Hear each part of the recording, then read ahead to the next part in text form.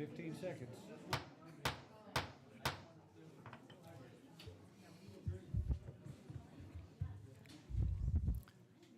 Welcome to the June 24th, 2025 regular meeting of the Attachment Unified School District's Board of Trustees, and our last meeting of the fiscal year. And Ms. Barnes, could you do roll call? President Kaminsky, Here. Vice President Kelly, Here. Clerk Wood, absent. Trustee Cooper, Here. Trustee Christensen, Here. Trustee Napier, Here. Trustee Sweeney, absent, and I'm Deanna Barnes. Thank you, Ms. Barnes.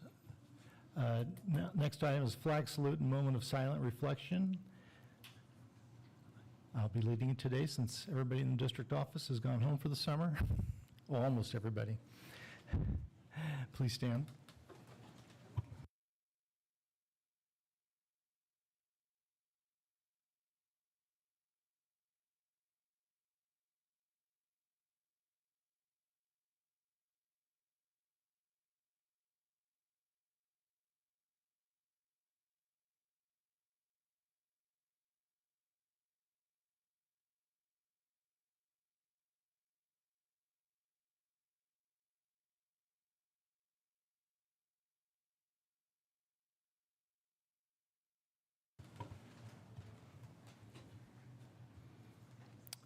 Item 2, approval of the agenda.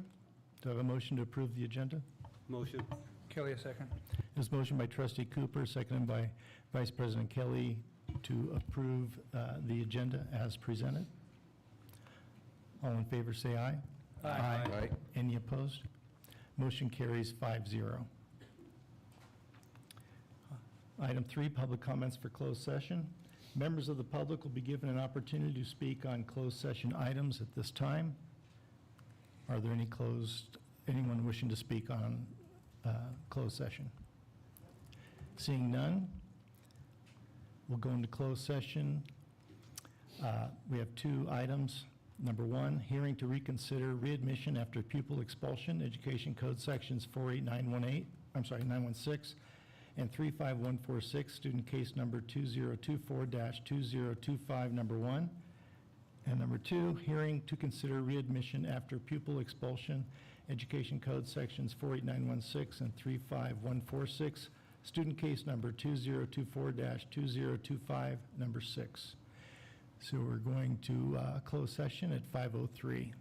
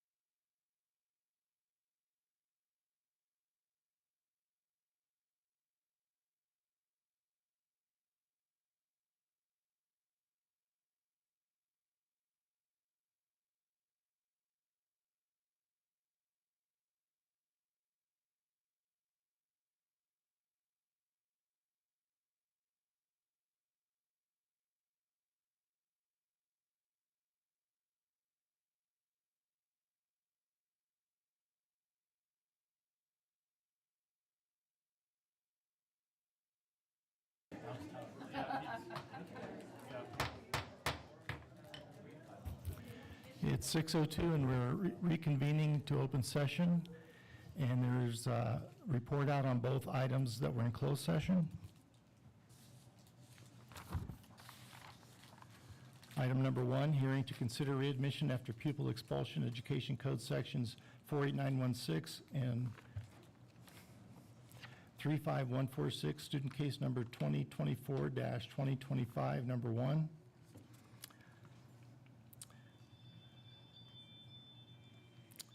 That student is, the expulsion was implemented, and that was, there was a motion by trustee Napier and a second by trustee Christensen. And it's a roll call vote. President Kaminsky, And I'm sorry, before you get the vote, and the date was, his original readmission date, September 2nd, 2025. Oh, yeah. And then trustee Sweeney arrived at 5:22. And now it's a roll call vote. Like I said, the motion was made by trustee Napier, seconded by trustee Christensen. President Kaminsky, Aye. Vice President Kelly, Aye. Clerk Wood absent, Trustee Cooper, Aye. Trustee Christensen, Aye. Trustee Napier, Aye. Trustee Sweeney. Aye. Thank you.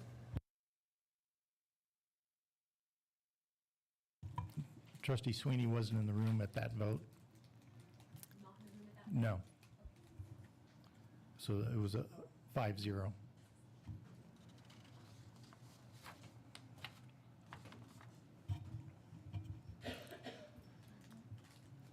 And number 2, hearing to reconsider, or to consider readmission after pupil expulsion, Education Code Sections 48916 and 35146, student case number 2024-2025, number 6.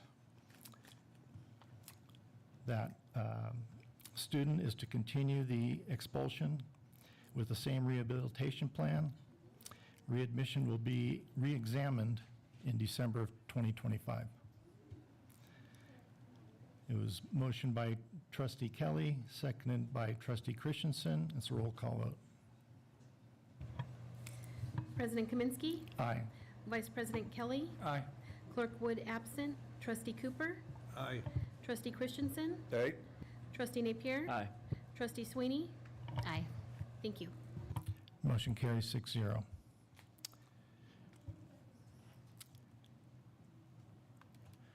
General function, TAT update. Ms. Bowman.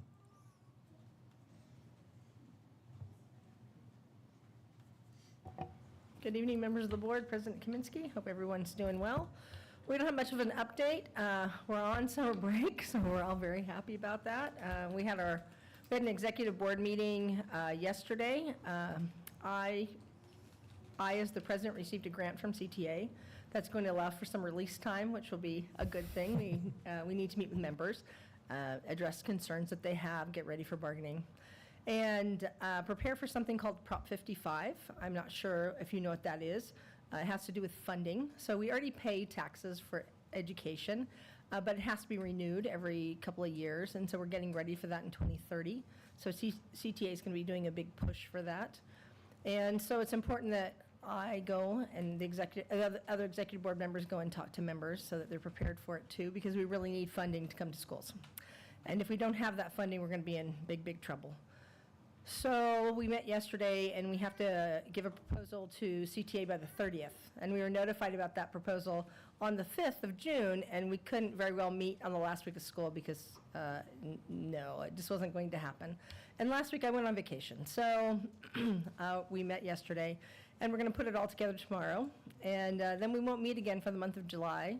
And we'll meet again just before we do new teacher orientation. So everybody's ready for a little bit of a break. We were a little cranky in our meeting, so I think we're all ready for a break. And we're looking forward to Mr. Bell coming on, and we'll see. I'm sure that we won't be completely silent in the month of July, but we'll be a little more relaxed, I think. So I hope everybody has a good month of July, and we look forward to seeing you in August. Thank you. Thank you, Ms. Bowman, and I'm sure we feel the same way. Rest up. CSEA update? Is there anyone here from CSEA? Number 3, Facilities Advisory Committee update.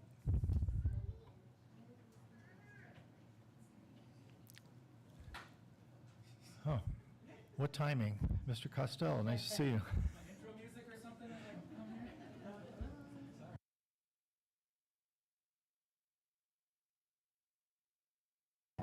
There we go. Thanks, President Kaminsky and members of the board. I want to give an update on the Facility Advisory Committee. We just concluded another year, was our second year. I appreciate the board's opportunity to allow us to sort of extend what was supposed to be a one-year term, but that first year was spent really just kind of getting a lay of the land, understanding the district's inventory of facilities, whether that be classroom space.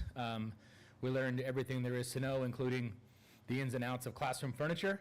We got to take a look at some of that stuff, and then prioritize, kind of help prioritize and work with staff on summer projects, and that's a busy time, obviously, for members of the maintenance crew to do projects and repairs and that sort of thing. And that was a lot of the year one piece. And then this past year, as you all know, a lot of it was centered around the facilities master plan, which was a big reason behind the formation of this committee, was to create a plan, kind of a guiding document for the not only inventoried our current facilities given conditions, but then where we need to be in terms of classroom space, athletic space, multi-purpose space in the future. And so we worked with not only selecting the consultant, but the public engagement process, which was pretty vast. I want to thank everybody, all the members of the public that gave their input into that. That's going to really help create, as the consultant gets closer and closer to coming out with that final report later this summer, early next school year, really just how you'll take that in heavy consideration. A lot of the priorities we found, we learned a lot about really our classroom inventory and what we have, what future enrollment needs may provide. Good in that space, with the exception of TK, given the state's mandates for TK classroom space, but just really as expected, a lot of the public feedback centered around those public-facing facilities, the ones where folks visit more often than they visit a classroom, and that have a big community benefit. So looking forward to get that report out. Want to thank Mr. Intezari for dealing with us for the last couple years. And the good news is, it sounds like most of the committee is looking to reapply and get back, because we found a really good, working relationship, and so we'll have a few spots available, folks that are either moving on or no longer representing the school that their kids are in, but really happy with where this group has kind of led the charge for the facilities master plan, and that's going to be a very important document. And then once that document's released, this group's going to play a heavy role in recommending to you kind of prioritizing those projects as funding becomes available. Some may be easy to fund with current funding levels.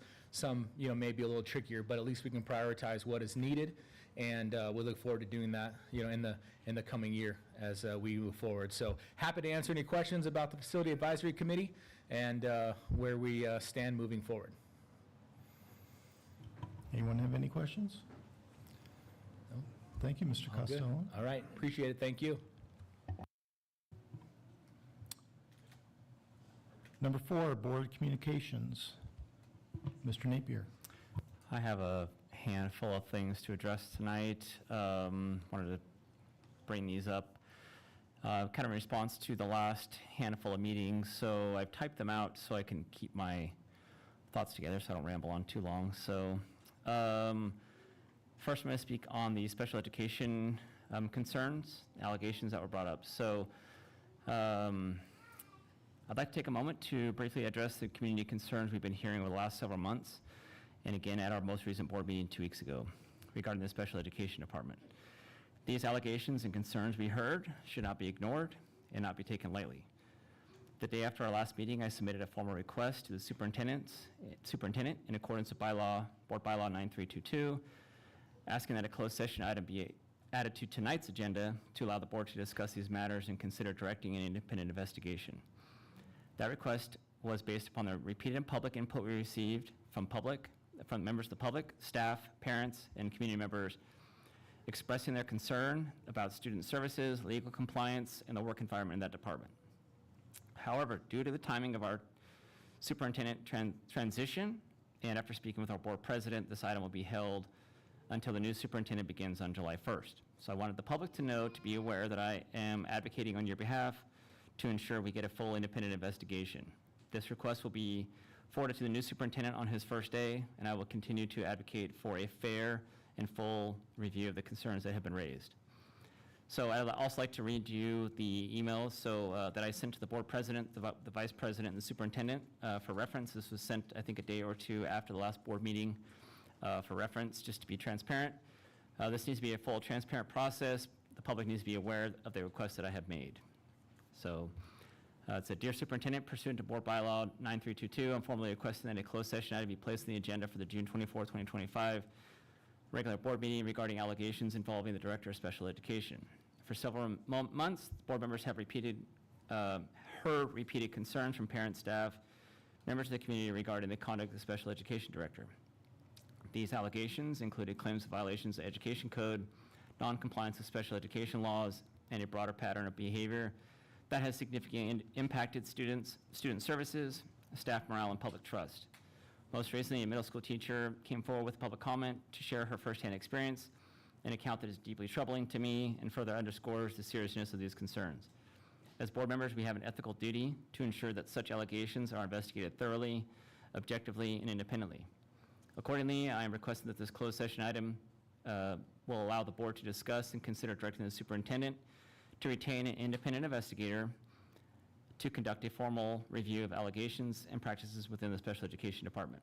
I fully recognize that and respect the provisions of the Brown Act, including the requirement of personnel matters not be addressed in closed session, or in public session, excuse me. For that reason, I'm specifically requesting this agenda item in closed session with an associated action item enabling the board to provide direction to the superintendent on how to proceed. So, hopefully that clarifies where I'm headed, where we're going. I assume that the board will back me up on that, and we can move forward with that. So I would imagine there's public comment tonight. So of course, you are more than welcome to share your comments. We want to hear those comments, but I just wanted to make sure you all heard where I was coming from on that. Okay, that's just one of three. So let's move on to the next one. The next one was regarding the bullying. We heard a lot. We have been hearing a lot of comments and concerns from parents and students in the past few months of repeated bullying and concerns, specifically at the high school, but in other schools as well, middle school as well. Okay, so let me read this to you guys. Sorry for my lengthy monologues here. I'd like to take a moment to speak about an issue that has been raised repeatedly by members of the community regarding bullying at the Tehachapi High School and middle school. Over the past several months, we've heard from many students, parents, and staff who have spoken during public comment to share serious and often painful experiences. Their concerns haven't just been about the bullying itself, but about the perceived lack of follow-through and accountability when those issues are reported. In response to these concerns, I submitted a formal request to the superintendent asking this topic be placed on tonight's agenda, similar to the last one. The request included time for public comment specific to bullying concerns, a staff presentation on current procedures, and an opportunity for the board to explore potential improvements to district policies, training, and reporting systems. However, after speaking with the board president and due to the timing of the new superintendent transition, this item will need to wait until our new superintendent begins on July 1st. The goal is to ensure that this matter receives attention it deserves and that the right leadership is in place to take meaningful action. I want the public to know that this email will be forwarded to the new superintendent on his very first day, and I will continue advocating for transparent, thorough, and student-centered responses to these concerns. In addition to that, I'd like to read my original email that I will also be emailing on July 1st. Dear Superintendent, pursuant to Board Bylaw 9322, which allows individual trustees to request board items to be placed in board meeting agenda, I'm formally requesting the addition of an item to this tonight's date, regular board meeting, to address bullying concerns at Tehachapi High School. Over several months, we have heard numerous parents, students, and staff during public comment, many of whom have shared detailed and troubling concerns and accounts of bullying on campus. Their concerns have included both the frequency and severity of incidents, as well as an apparent lack of accountability and inconsistent follow-through by staff in investigating and resolving these matters. As trustees, we have a duty to ensure that all students feel safe and supported in their learning environment, and that the staff entrusted with their well-being are responding to these concerns in accordance with policy, law, and professional expectations. Accordingly, I request this agenda item will include the following. Number one, allow for focused public comment specifically related to the bullying concerns at Tehachapi High School, middle school, and so on, separate from the general public comment. Number two, include a presentation from district staff outlining the current student discipline plan and investigative procedures followed when bullying is reported. Number three, provide the board an opportunity to ask questions, seek clarification, and discuss potential improvements of these areas where further action may be necessary. Lastly, number four, identify potential follow-up steps, including reviewing or updating board policies, staff training protocols, or incident tracking systems as appropriate. This request is made in alignment with the Brown Act and is intended to foster transparency, accountability, and responsiveness. It is also a direct response to the community's ongoing concerns and an effort to provide them with a meaningful opportunity to be heard, not just during public comment and limited to 3 minutes, but as part of this formal agendized item where the board can take part in an informed discussion. So that's my final comment on that one. Hopefully we'll see some movement on those two items in the coming months. Lastly, on the wrestling situation, I feel like there's a handful of you guys here for us again tonight. So I wanted to acknowledge that. I'd like to take a moment to acknowledge the heartfelt and passionate public comments we heard at our last board meeting regarding the decision to reappoint or not reappoint the previous wrestling coach from upcoming school year. The comments shared by parents, athletes, and members of the coaching members of our coaching community were powerful. They spoke not only to the deep concerns surrounding the decision, but also to the emotional toll it has taken on families and students who feel unheard or dismissed. Although I have not submitted a formal request in this item, I had begun preparing in the days following that meeting. During that time, I was in communication with the board president, and together we agreed that the most appropriate action was to wait until the new superintendent begins on July 1st before formally submitting a request. This ensures that when the issue is brought forward, the appropriate leadership is in place to fully understand and address the concerns. I want the public to know that I take these allegations and comments seriously. When serious concerns are brought to the board's attention, especially those that impact the trust of students, parents, and staff, I believe we have a responsibility to pursue transparency and accountability. I will be advocating for a full and independent investigation into the decision-making process and any broader issues that may be involved. I intend to submit this request to the new superintendent on his first day, and I remain committed to ensuring that this matter is not overlooked. That is my final comment. There you go. Sorry, that was lengthy. Thank you for listening. Thank you, Trustee Napier. Anyone else? Have any board communication? Vice President Kelly and I, along with Trustee Napier, attended the Jacobson promotion ceremony, and I have to give a shout out to Principal Adamson. 1 hour. I know of a principal that took 2 hours, but I won't name him. And then Vice President Kelly and I, along with Clerk Wood, attended the Tehachapi High School graduation on the next night. And kudos to the maintenance department, getting everything set up, staffs from both schools. It's a hectic time, a good time, but a hectic time. And thanks for having everything like it should be. And anyone else? All right.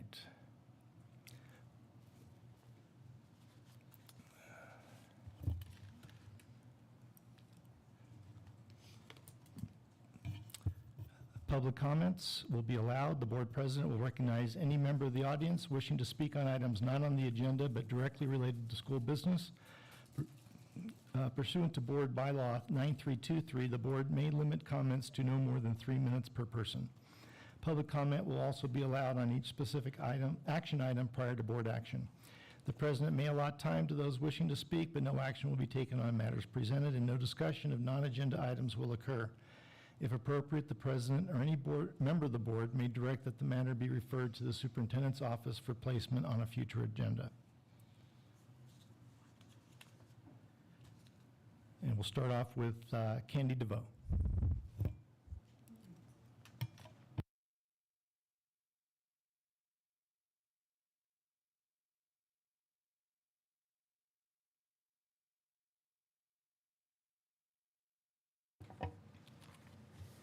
Hello. I would like to first acknowledge the incredible employees who are making a difference in this district. Heather Ringel, Miguel Allegra Ramirez, Ms. Mills, Mrs. Markison, Mr. Hostler, Mrs. Ray, Mr. Jones, Mrs. Kent, Mrs. Barella, and Mr. Tundra have each shown dedication, compassion, and integrity in their work. Since my first interaction with Mr. Mock, he has consistently demonstrated behavior that is unprofessional, unethical, and morally questionable. He has repeatedly violated both state and federal laws as well as the Individuals with Disabilities Education Act. Not once has Mr. Mock taken accountability when I confronted him of his own mishaps. Instead, he deflected blame onto other employees I already know to be trustworthy, professional, and decent. This is not leadership. Mr. Mock is a bully. He bullies special needs parents. He belittles, intimidates, and manipulates the very people advocating for the most vulnerable students in this district. When you silence or threaten the voice of a special needs parent, you are bullying the child they represent. That is the reality of what's happening. This is the face of one of those children. I do not trust him. I do not feel my child is safe around him, and I'm far from the only parent who feels this way. The district should be embarrassed for placing someone so unqualified in terms of character and humanity into a leadership role over these exceptional staff members and children. I've reached out to the district multiple times with serious concerns about Mr. Mock, and nothing has been done. When someone can sit through a parent's emotional testimony about their child's suffering and laugh without fear of consequence, that revealed exactly who he is, and it speaks volumes about the system that continues to protect him. How many violations are enough? When an individual repeatedly disregards district policy, breaks both state and federal laws, and violates the protections guaranteed under the Individual with Disabilities Education Act, it's no longer a question of misunderstanding. It's a pattern of misconduct. When students with disabilities are harmed, when ethical standards are ignored, and when legal obligations are repeatedly unmet, the responsibility falls on the district to act. What stands out the most is not just the damage itself, but his complete lack of growth, compassion, and humanity. His authority isn't used to protect or uplift, it's used to control, to feed his ego, and to create harm. No parent should have to question whether their child is safe simply because who is in charge. Mr. Bell, the continued presence of Mr. Mock in this role undermines the trust, safety, and dignity our children deserve. The only responsible course of action is his immediate and permanent removal. I am asking that you uphold your duty to protect our students and restore integrity in this district. Thank you. Thank you, Ms. DeVoe. Jenny Jolly.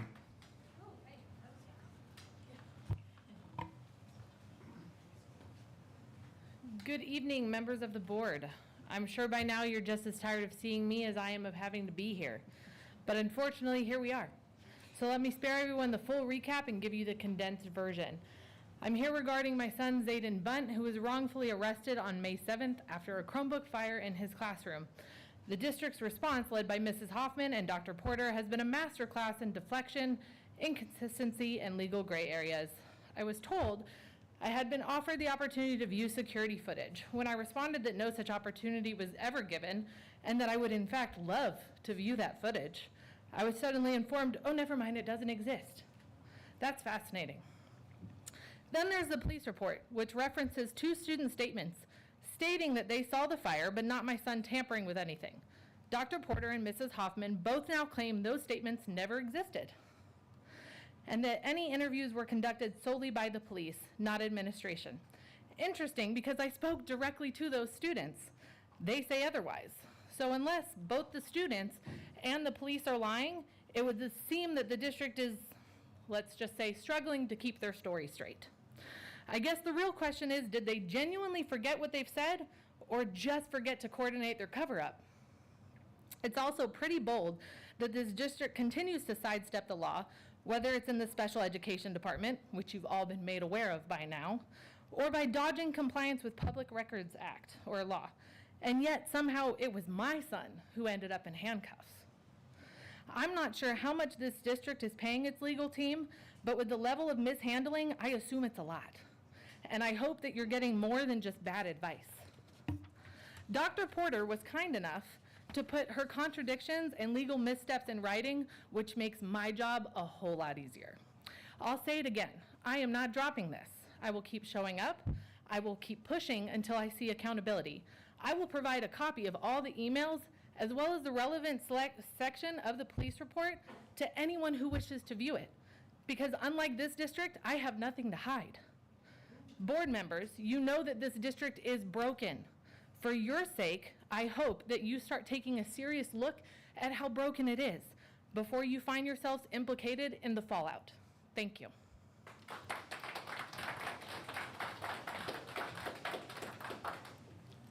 Thank you, Ms. Jolly. Jaslyn Ramirez.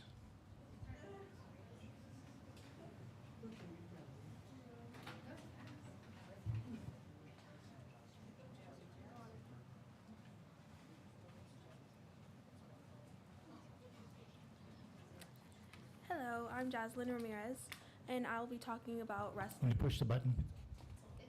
Oh, it's on, okay. GUI restart. Hello, I'm Jaslyn Ramirez, and I will be talking about wrestling and the coaches. I personally want to make it known on I made it to state and the reasons why and who got me to state. I would say the people who got me to state was Benny, Marcus, Coach Desi, Coach Charles, and my other private coach, Coach Adam. They all pushed me and gave me practices to get me better, to make me improve, and to get me to state. Another thing I would like to talk about is my coach Curtis, our varsity coach.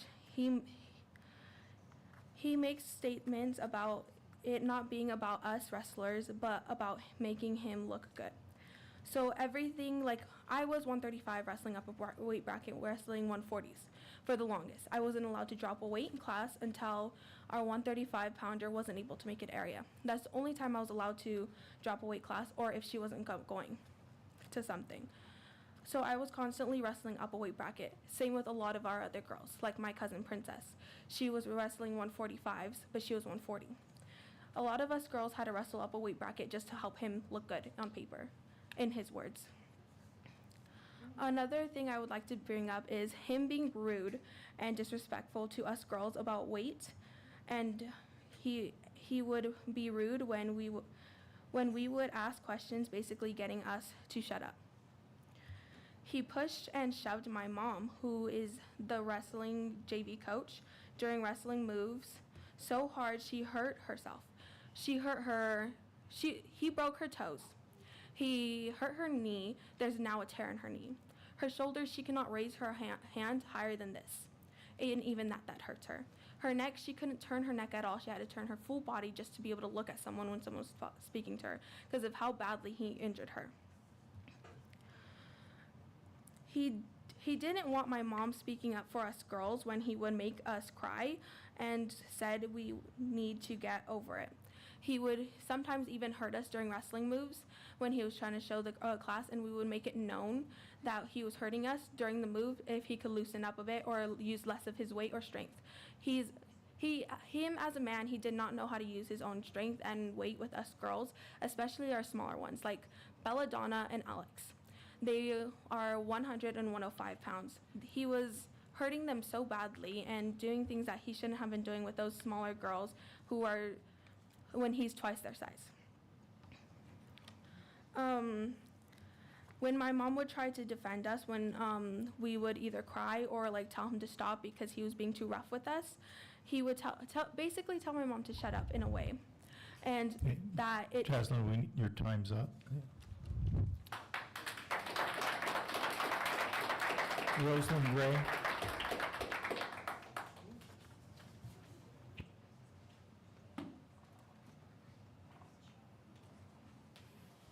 Hello, my name is Rosalind Gray. I'm one of the female wrestlers on the wrestling team, and this is very nerve-wracking. And originally, I was going to do a completely different statement. However, due to last-minute changes, I decided to do something different. A few months ago, I don't remember the exact date, but I submitted a report to Tehachapi High School over the concerns that I had of our wrestling team. I don't think anything necessarily came of it, so instead I decided to print copies and give it to you directly instead. I'm not going to go into complete detail into what I'm going to cover, but I would like to give you this report so that way you have an understanding to what the wrestling girls are dealing with right now. Including the following. I'm just going to list what I said. Lack of communication has been a big issue within our wrestling team. Lack of compassion and understanding, prioritizing winning over athletic well-being, along with failure to support and listen to the wrestlers, disconnect from the athletes, not recognizing his own strength like Jaslyn Ramirez just said, undermining our female coach, poor coordination with the boys wrestling coach, and making our season more about the coaches than it is about the athletes. These are core issues that I think that need to be addressed. And I know that I have a limited time to be able to do this, and I didn't necessarily prepare an entire statement for this. So instead, I would like to give you this paper to review rather than me try to explain this in depth because I don't talk that fast. So this is all that I have to say. Thank you for your time. Thank you, Rosalind. Belladonna Schmidtke.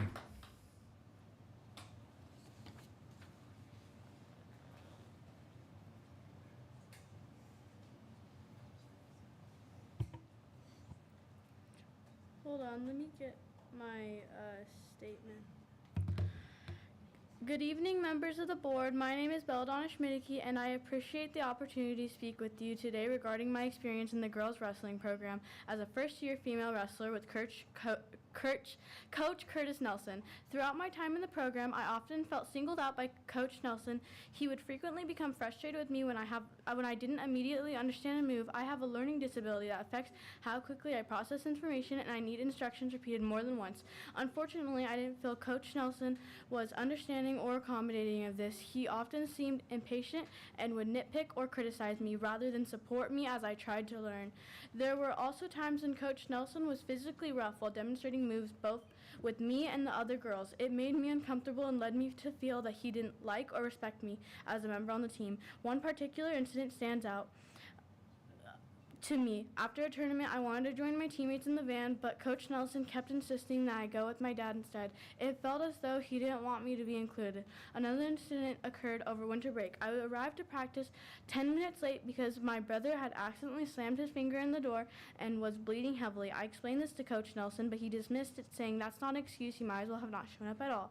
I found this response to not only be harsh, but also lacking compassion. There were several other occasions when I had felt pressured or dismissed, when I had unavoidable commitments like homework appointments or simply needing a break. Coach Nelson would pressure me into attending practice anyways. Once I texted him I couldn't come to practice because I had an assignment due that night. His response was, so what's more important than wrestling at divisionals? I told him that I would practice at home with my brother, but he never replied. This lack of communication was frustrating and left me feeling unsupported. I also wanted to mention behavior I witnessed outside of practice at several Tehachapi Valley Wrestling Club fundraisers. Coach Nelson appeared to be intoxicated and at times flirted with parents, which made many of us uncomfortable. Additionally, he would become upset when we talked to the boys' coaches and often prohibited us from receiving tips from coaches like Desi or Marcus, coaches that many of us had trusted and felt more comfortable being with. The discouragement of us communicating with them was disheartening.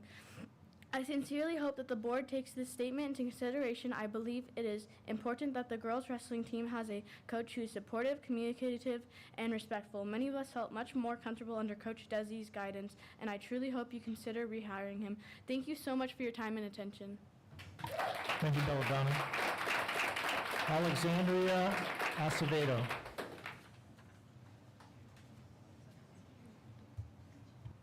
Good afternoon, members of the board. My name is Alexandria Acevedo, and I'm a female wrestler on the Tehachapi High School wrestling team. I stand here being one of the first female wrestlers while also being under Coach Benny Esquivel and Coach Desi Lovinga's mentorship. I want to speak on behalf of myself and many of the female wrestling teammates regarding ongoing issues with the leadership of our girls wrestling team, specifically under Coach Curtis. At the heart of the issue is the coaching style under Coach Curtis Nelson that prioritizes winning over female athlete well-being. While every team wants to succeed, a good coach must also consider the physical and emotional needs of their athletes. Unlike Coach Desi Lovinguth and Coach Marcus Coates, who consistently demonstrate care and prioritize female athlete health, Coach Curtis often overlooks those needs in favor of outcomes. Coach Curtis also struggles to connect with the girls on the team. He has admitted himself that he comes from a different time, and while that self-awareness is appreciated, it doesn't erase the discomfort many of us have felt under his leadership for the past 2 years. He tends to respond defensively when approached with constructive feedback, even when it's respectfully offered by female athletes, making it difficult to foster a culture of growth and mutual respect. Another serious issue is his attitude towards Coach Amanda Ramirez, our girls' JV coach. He has consistently undermined her role and restricted her ability to meaningfully support and guide us. She's expressed feeling helpless, and we've seen firsthand how her voice is excluded from key decisions. For example, she wasn't informed about a dual meet with Wasco High School until the day before, despite Coach Curtis having known for a week. These actions not only undermine her confidence, but also deprive us of a valuable female mentor who understands and supports our unique experiences as some of the female wrestlers. At our league tournament, where we proudly placed first, Coach Curtis refused to let the boys' coaches assist us, even though all girls were competing simultaneously and help was clearly needed. This caused major delays and nearly forced forfeits. Despite having 4 coaches present, his refusal to collaborate put pride above team success. This part of a broader ongoing conflict he has with the boys' coaching staff, and unfortunately, the athletes are the ones who suffer for it. Perhaps most troubling is how often the focus shifts from the athletes to internal coaching disputes. One of my teammates was denied the opportunity to be captain not because of her abilities, but because she's the daughter of a coach. The decision was rooted in personal disagreements, not fairness or merit. I want to be clear, this is not a personal attack, it's a call for reflection and change. Coaching should center on building a safe, supportive, and competitive environment where female wrestlers feel heard and respected. Under Coach Desi Lovinguth's leadership, that's exactly what we had. We ask that you take these concerns seriously when making future coaching hiring decisions. Thank you. Thank you, Alexandria. Marcus Coates.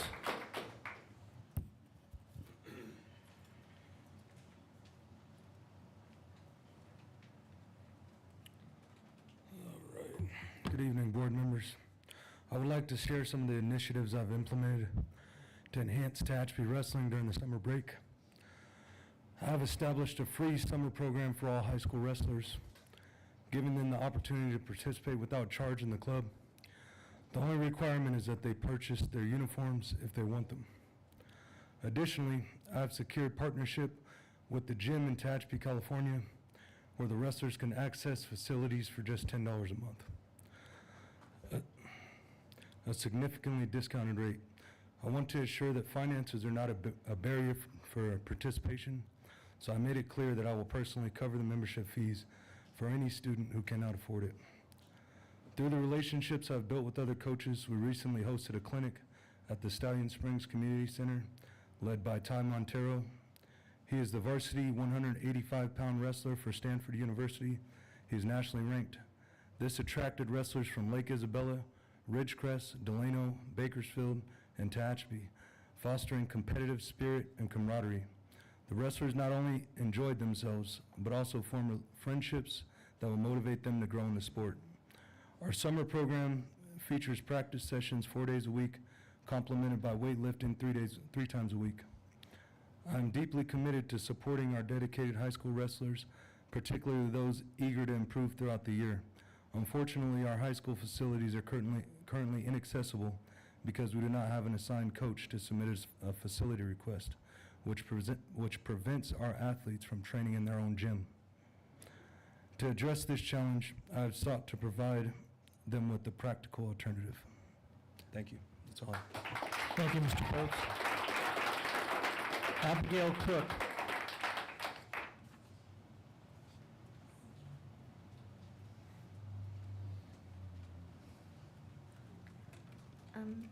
Good evening, members of the board. My name is Abigail Cook. This is my second, I've wrestled at Tehachapi High School for 2 years on the girls team. I've experienced coaching from Coach Nelson as well as Coach Desi on the main team. Although Coach Nelson was the actual coach for the girls team, Coach Desi helped me immensely. He fully explained the techniques and helped me when I needed it. He truly connected with the wrestlers and motivated them to become greater. More recently, I've been training at the Nomad Wrestling Club under the guidance of Coach Marcus. I can clearly see how much he helps the younger wrestlers as well as the high school wrestlers. He takes the time to display each technique multiple times and helps each wrestler individually during drills to ensure that everyone completely understands. He is patient, kind, and extremely knowledgeable in the sport.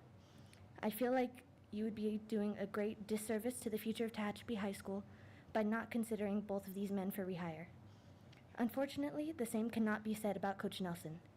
Based on my experience with Coach Nelson, I do not believe that he should be considered for rehire for the girls' wrestling team. The way Coach Nelson communicates with the wrestlers feels degrading.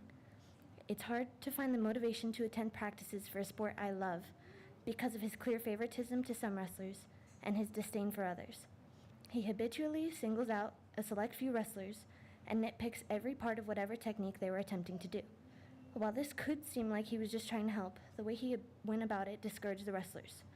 This also took away from the wrestlers who needed more help, as he focused on the ones that he was more of a dislike to. His negative focus to these specific wrestlers who needed the more help affected the entire team's ability to learn as a whole. I deeply believe that you should not consider this man for rehire in any coaching position or any position at all in Tehachapi High School. Thank you.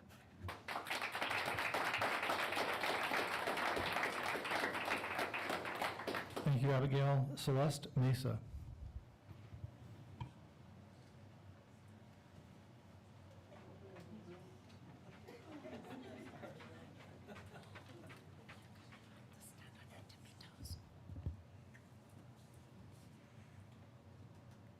Hi, my name is Celeste Mesa, and I am from Nomad Wrestling Club. Being a young wrestler is hard. Coach Marcus is a kind, respectful, and dedicated to the sport. I hope he can be able to teach me in the future. Thank you for your time.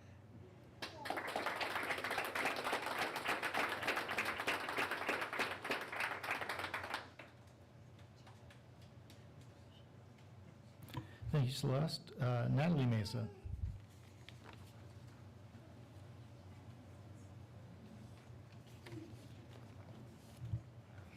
Hi, my name is Natalie Mesa. I wrestle for the Nomad Wrestling Club. I'm here to support Coach Marcus. As a future wrestler, I would love for Coach Marcus to be my coach. Coach Marcus is a very kind, generous, and caring person.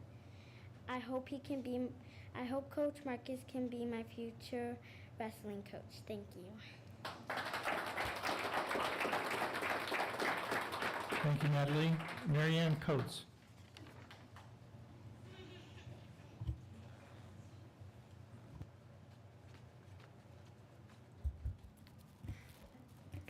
All right.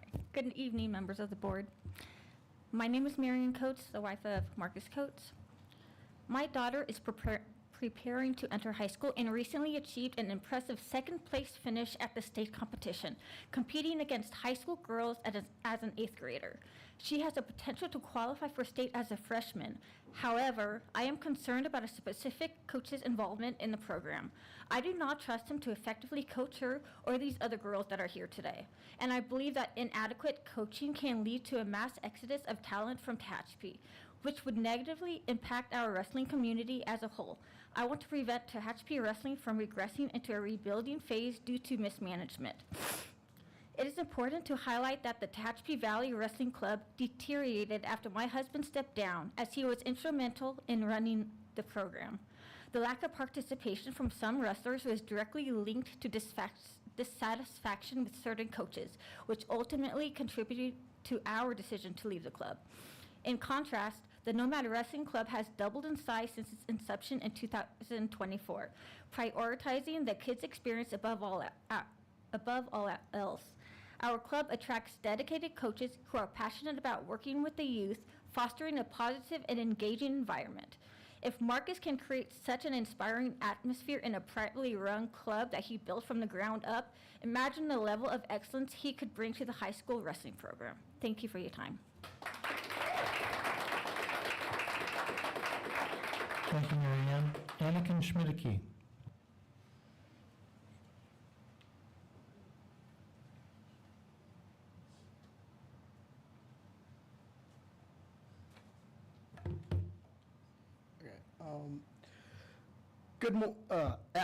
Good evening, members of the board. My name is Anakin Schmidtke. I just graduated this year, but this is very important to me because I wrestled with all of these coaches within my time wrestling during the last 2 years. My sister was also in the program this year, and she plans on continuing for the next 3 years. I've worked with all these coaches, and I respect them all for their own rights. They have all helped me grow in the sport, and they've all helped me grow as a person, and they've all helped me get in a lot better shape because I wasn't very happy with the place I was at. But even Curtis Nelson. But I've noticed this year he changed a lot because I had him last year, and I was also with him in the club. And all of a sudden this year, he's gone a lot more distant, and he's been kind of rude.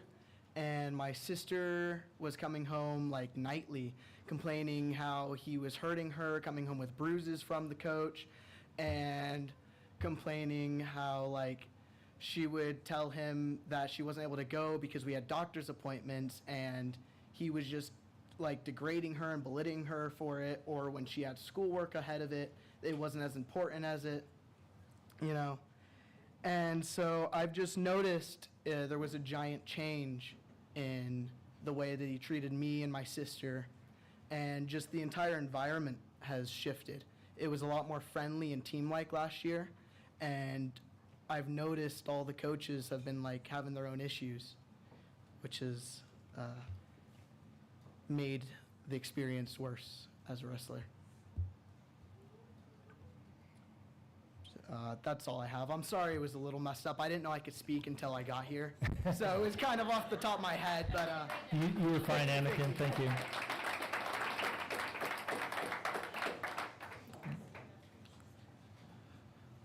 Bonnie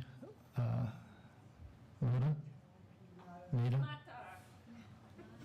That's okay. First of all, for those of you who don't know me, I drove for transportation for this district for 25 years. I've known Coach Desi without any accidents.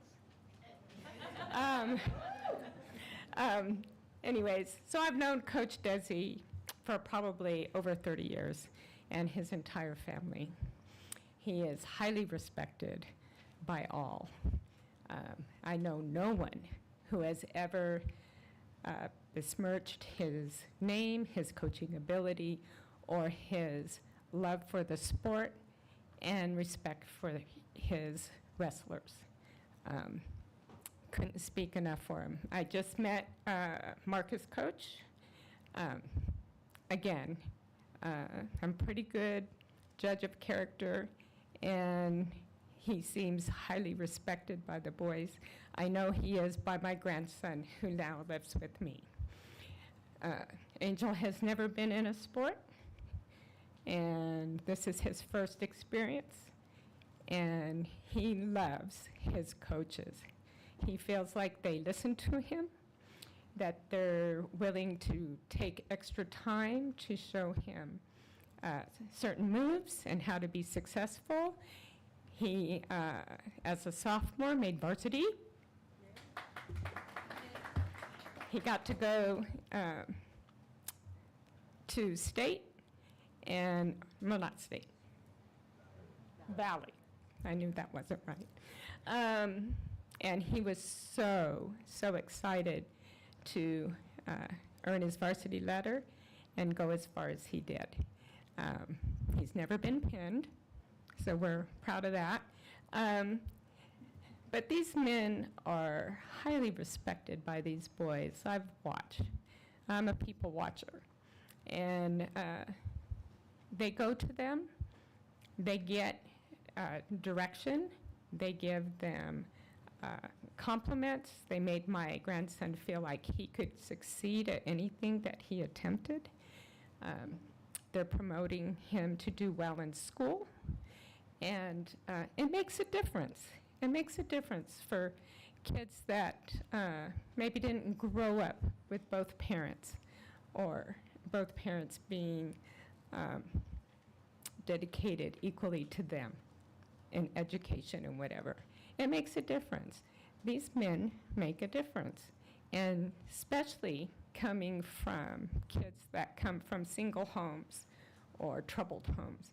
They need strong, dedicated men that respect them, that earn Ronnie, I'm the sorry, but your students' time's up. respect. Okay.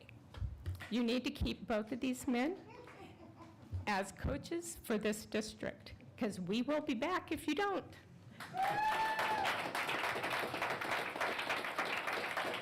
Christian McKibben.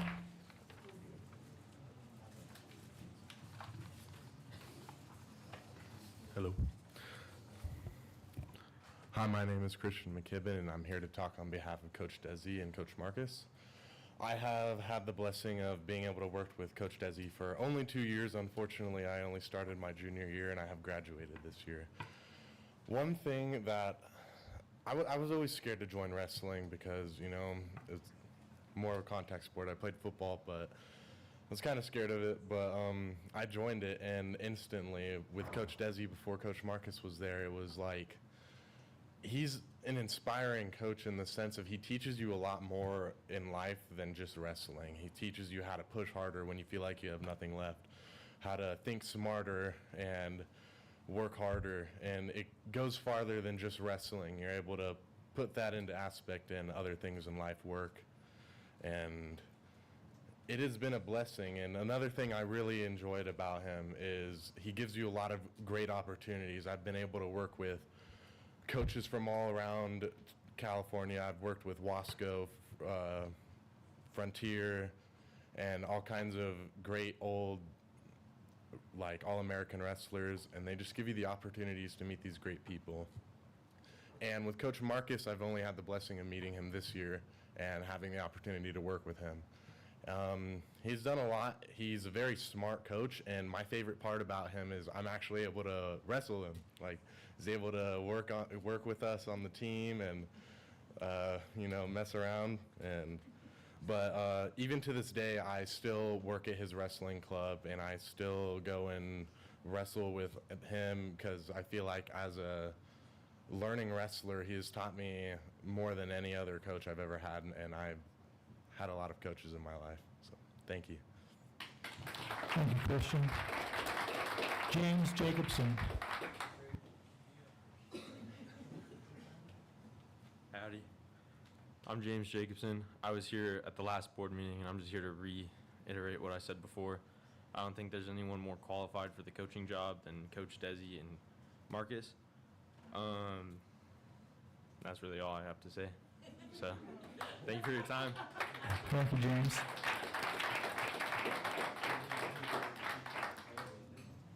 Karma Ridges.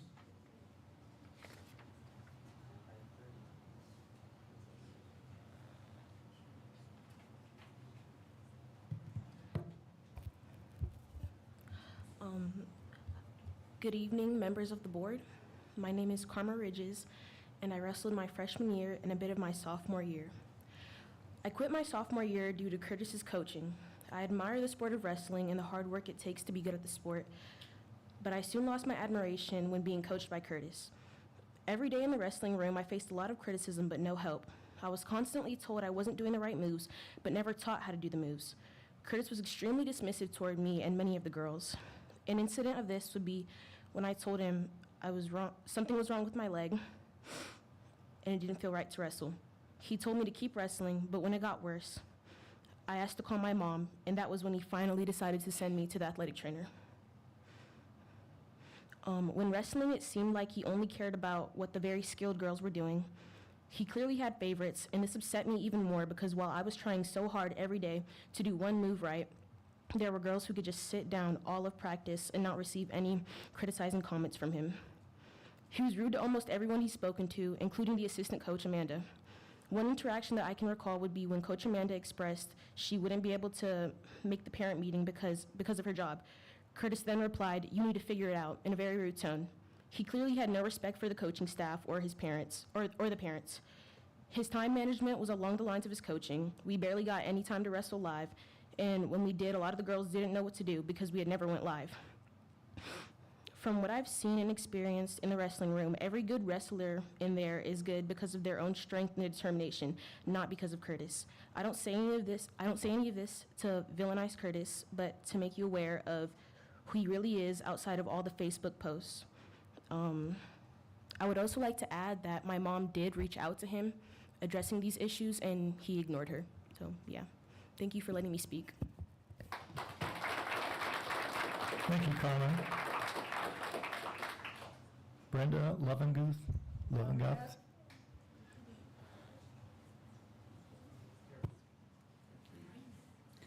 Hi, thank you for letting me speak. I'm Coach Levenguth's wife.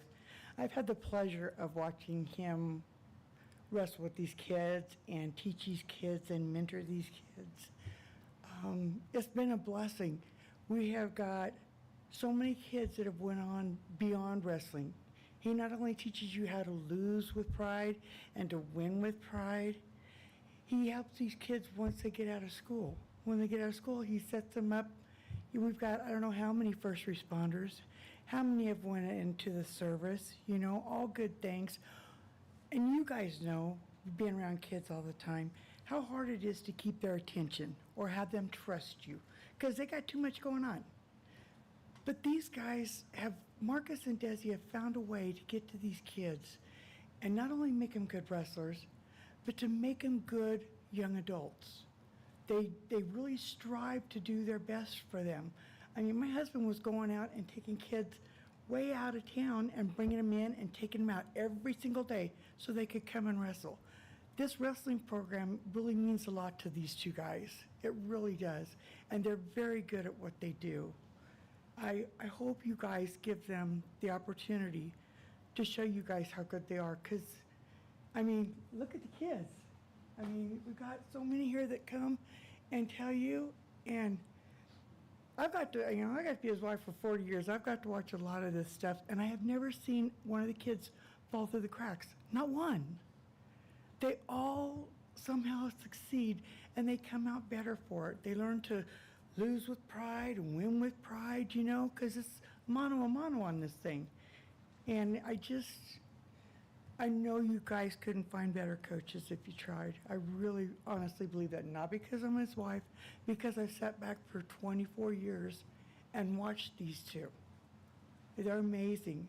They're taking your students and turning them around. They're making them better, not only as athletes, but as young men and women. So please consider, and don't lose what you guys have got. They're really good guys, okay? Thank you for letting me speak. Thank you, Brenda. Desi Levenguth.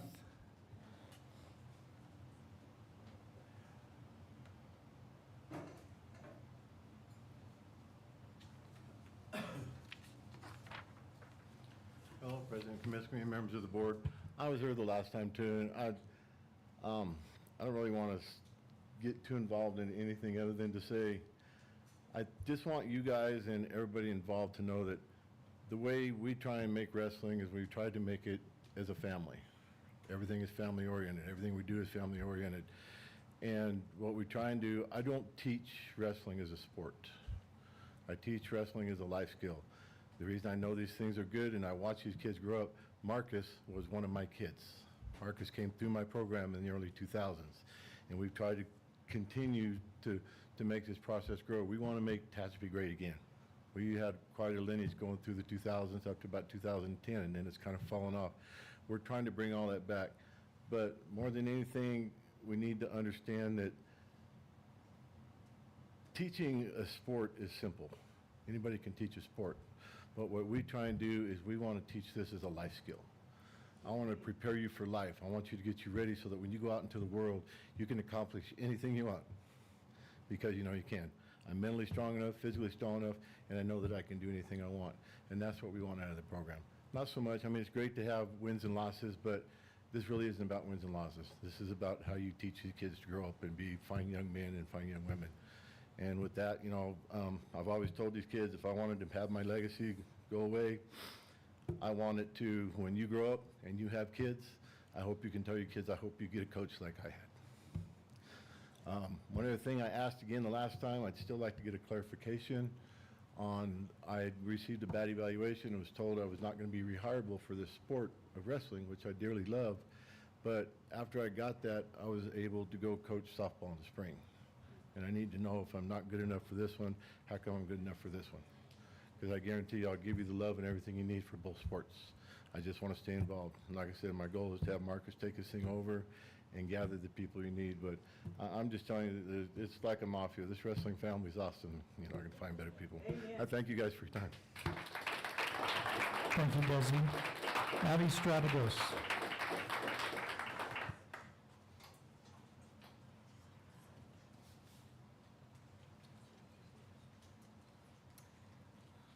Good evening, members. Good evening, members of the board. My name is Abby Stratius. I speak today on behalf of the girls wrestling team. There are a few issues at hand that I'd like to discuss regarding Curtis Nelson's coaching and character. I want to start off by saying that these points mentioned are not personal, nor do they serve as an attack. These are merely observations that I've made, which are affecting our success in our sport, among other things. First off, an issue that I've observed with Coach Nelson, making degrading comments towards the girls as well as the female coach, making us feel less than and clearly revealing a bias which ultimately affects how we feel about ourselves and our team. This is an issue that I feel has been overlooked and not recognized. Furthermore, Coach Nelson has continued to push us past our limits, overall making wrestling a mentally draining experience. He has gotten upset over matches, made comments after the fact, and has shown to not understand how hard these matches can be. Girls wrestling is an entirely separate sport than boys wrestling, and that's something I feel Coach Nelson doesn't take into consideration when coaching us. Not only has he proven not to be fit for coaching a girls wrestling team, he has proven to be unprofessional and lacks communication skills as well as compassion towards the girls. For the purpose of this meeting and speech, this will conclude the points I want to discuss today. I hope you take these points into consideration and make a decision to hire a more fit coach who will put the team first and make wrestling a positive experience as it once was. Thank you. Thank you, Abby. Brianna Schultz.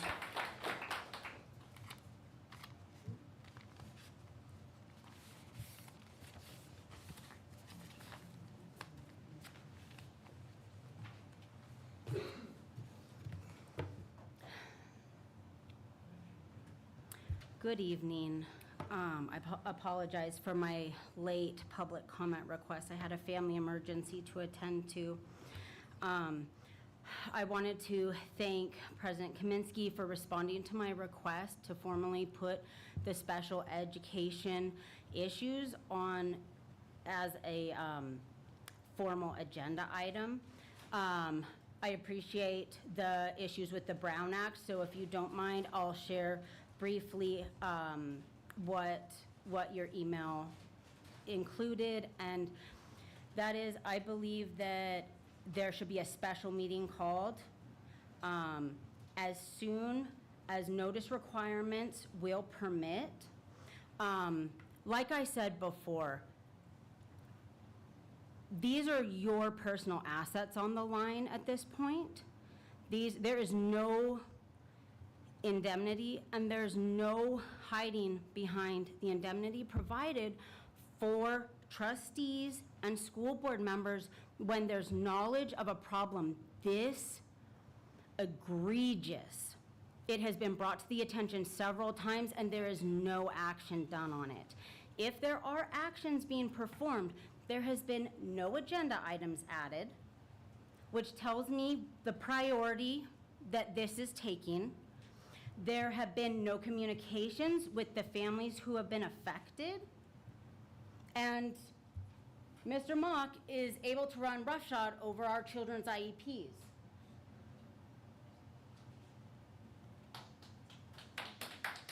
This, families, is unacceptable for our children who are the most vulnerable students in this school district. Absolutely. And this man back here who laughs at the mother, who sneers, rolls his eyes, that man is the one who is doing this to our children, and there has been nothing on record done.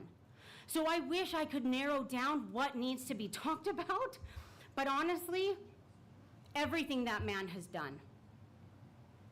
I want to know why it took him 8 months to post a position for my son Skia, and then told me there was nothing he could do about it.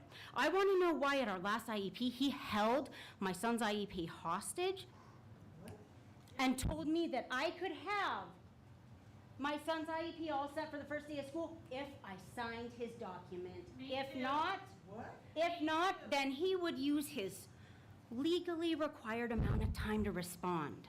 You guys have the recordings of these meetings. This is disgusting, and I am appalled by what has been allowed to happen here.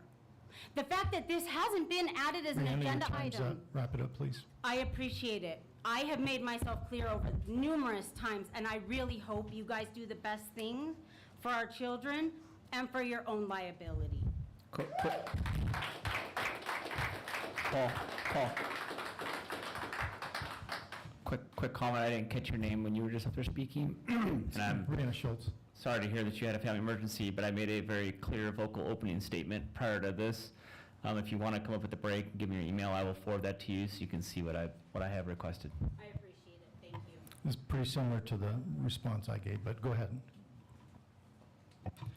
And it's 7:09, and we're going to take a 10-minute break.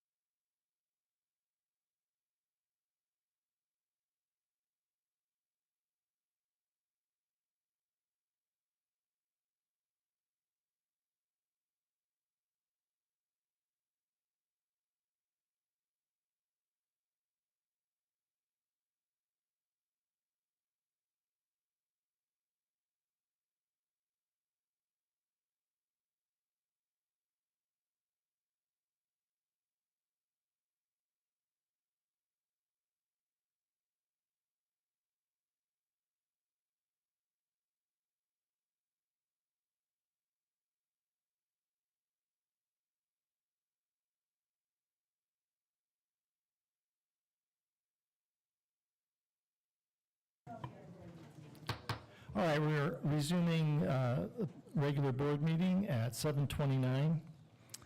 Our next item is number 9, approval of amended employment contract title superintendent. This proposed amended employment contract for Brian Bell as the new superintendent for a term beginning July 1st, 2025 and ending June 30th, 2028. The proposed amendment is necessary to address a typographical issue. And is there a motion to approve the contract of employment for the new superintendent as circulated to the board? Kelly, make the motion. A second. This motion by Vice President Kelly, seconded by, excuse me. Thank you, everybody. By Trustee Cooper to approve the amended superintendent contract as presented. All in favor, say aye. Aye. Aye. Any opposed? Motion carries 6-0. Mr. Bell, I need you up here again.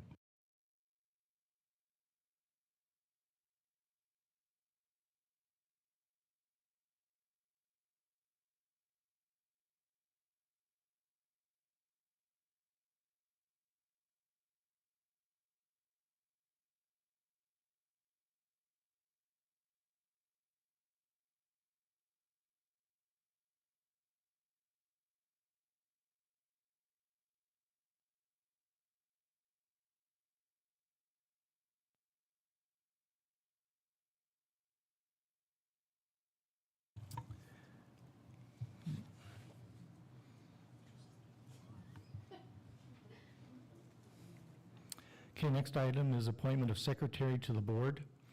It is tradition and function for the superintendent to service the board in the capacity of secretary of the board. TUSD Board Bylaw 9122 states, the governing board shall appoint the superintendent to serve as secretary to the board. The secretary to the board shall be responsible for maintaining an accurate and complete record of all board proceedings. Do I have a motion to approve the new superintendent, Brian Bell, as secretary to the board? I'll motion. Kelly, a second. It was motioned by Trustee Napier, seconded by Vice President Kelly, that the board approve the appointment of new superintendent Brian Bell as secretary to the board as presented. All in favor, say aye. Aye. Aye. Any opposed? Motion carries 6-0. Congratulations again.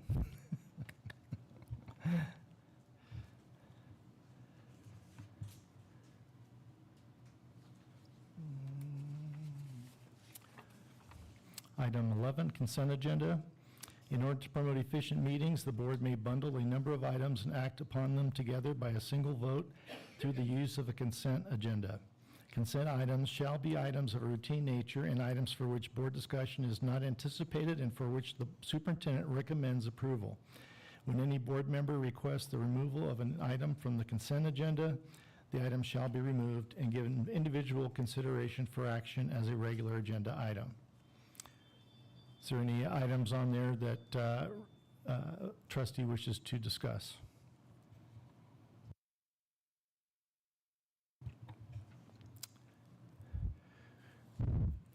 Seeing none, hearing none, it's been recommended the board approve the consent agenda as presented. Do I have a motion? Kelly, make the motion. Second. As motion by Vice President Kelly, seconded by Trustee Cooper, the board approve the agenda as presented. All in favor, say aye. Aye. Any opposed? Motion carries 6-0.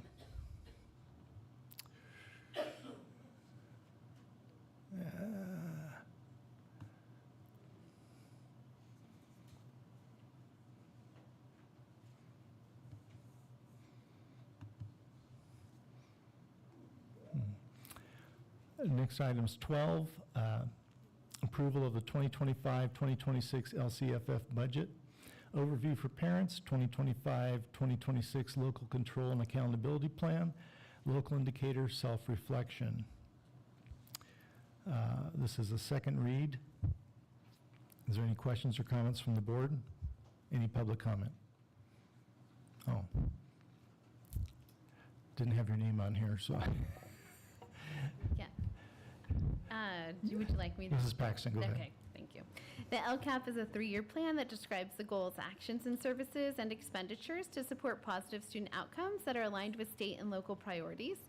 Under the LCFF, all school districts are required to prepare an LCAP to detail how the district intends to meet annual goals for all students. Governing board approval of the LCAP is required by the California Department of Education by June 30th, 2025. Following the board's approval, the LCAP will then be submitted to Kern County Superintendents of Schools for review. We seek your approval for this item. Any questions or comments for Mrs. Paxton? Seeing none, it's been recommended the board approve the 2025-2026 LCFF budget overview for parents, 2025-2026 local control and accountability plan, local indicator self-reflection, and 2025 LCAP annual update for 2024-2025 as presented. Is there a motion? Kelly, make the motion. Second. There's a motion by Vice President Kelly, seconded by Trustee Christensen, that the board approve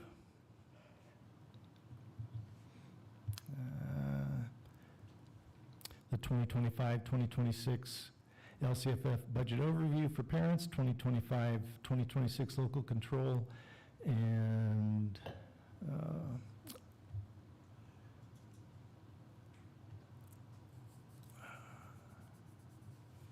annual update for 24-25 as presented. Do I have a motion? Motion. Kelly, a second. It's a motion by Trustee Cooper, seconded by Vice President Kelly, that the board approve.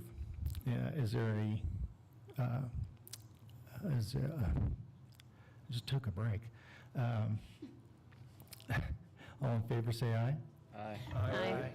Aye. Any against? Motion carries 6-0. Thank you, Mrs. Paxton. Mr. Intezari, your first item is adoption of resolution number 01 JUN 25, the Education Protection Account, EPA 2025-2026. Mr. Intezari. Thank you, President Kaminsky. This is a routine item that we bring forward once a year. This is related to the Education Protection Account, which is an element of the local control funding formula. Every year, it is required that we adopt a resolution stating what the funds will be used for, and every year we use our funds for salaries and benefits of teachers. We seek your approval to adopt the resolution. Any questions or comments from the board?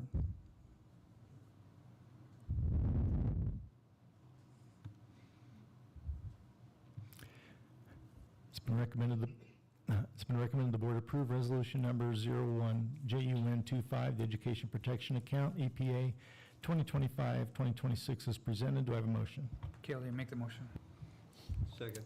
This is motion by Vice President Kelly, seconded by Trustee Cooper, and this is a roll call vote. Ms. Barnes. President Kaminsky. Aye. Vice President Kelly. Aye. Clerk Wood absent. Trustee Cooper. Aye. Trustee Christensen. Aye. Trustee Napier. Aye. Trustee Sweeney. Aye. Thank you. Motion carries 6-0. Item 2 for business, adoption of resolution number 02 JUN 25, committed fund balance. Mr. Intezari. Thank you, President Kaminsky. This is another routine item that we are bringing annually. Particularly, the intent is to identify the components of the ending fund balance, specifically committing funds for a specific purpose.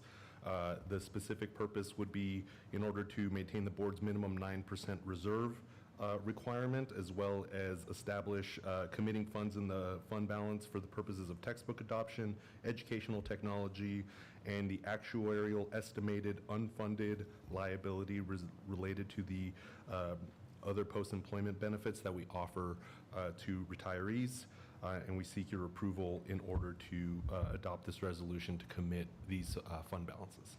Any questions or comments from the board? Do I have a motion to approve resolution number 02 JUN 25, committed fund balance?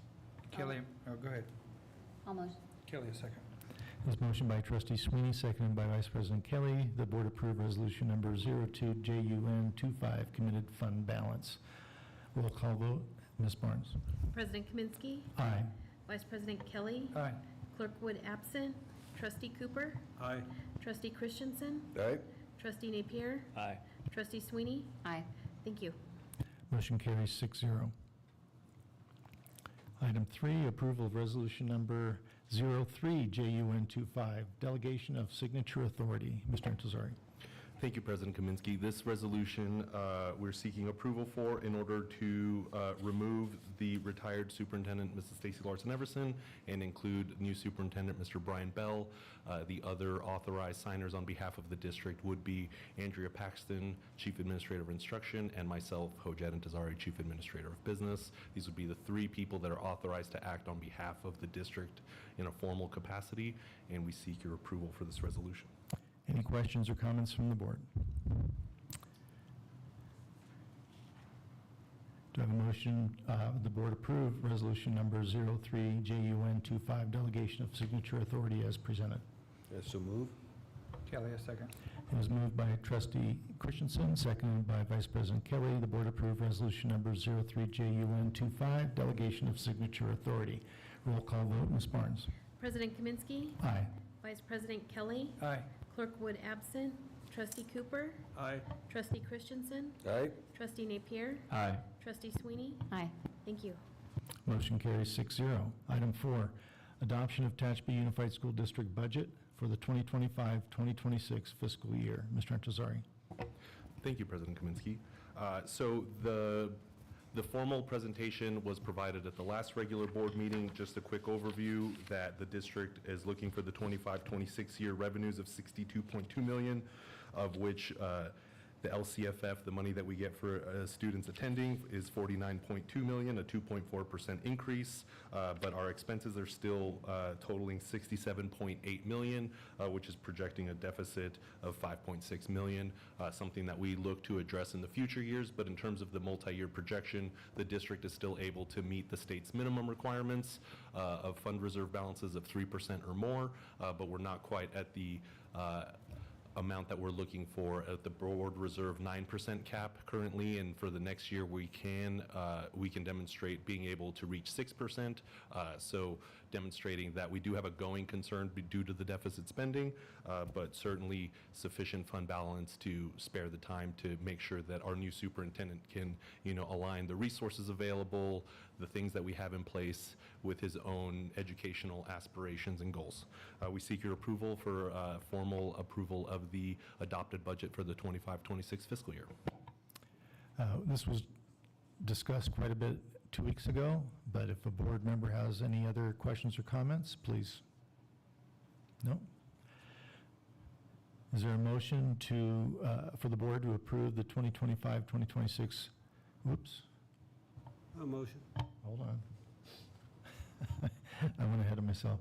Is there a motion for the board to approve the Tehachapi Unified School District budget for the 2025-2026 fiscal year? So motion. Kelly, a second. It was motioned by trustee Cooper, seconded by Vice President Kelly. The board approve the Tehachapi Unified School District budget for the 2025-2026 fiscal year. Roll call vote, Ms. Barnes. President Kaminsky? Aye. Vice President Kelly? Aye. Clerk Wood absent. Trustee Cooper? Aye. Trustee Christensen? Aye. Trustee Napier? Aye. Trustee Sweeney? Aye. Thank you. Motion carries 6-0. Item 6, item 5, approval of school bell schedules 2025-2026. Mr. Intezari. Thank you, President Kaminsky. This is another routine item that we bring forward annually. As you're all well aware, Education Code 46201 has specific minutes requirements, total minutes for an educational school year. It's broken down by grade level. This year, so that we receive the bell schedules from the school sites with minor adjustments. There has been no change to the total instructional minutes except for Jacobson Middle School, who decided to add 3 minutes to a passing period to allow students sufficient time.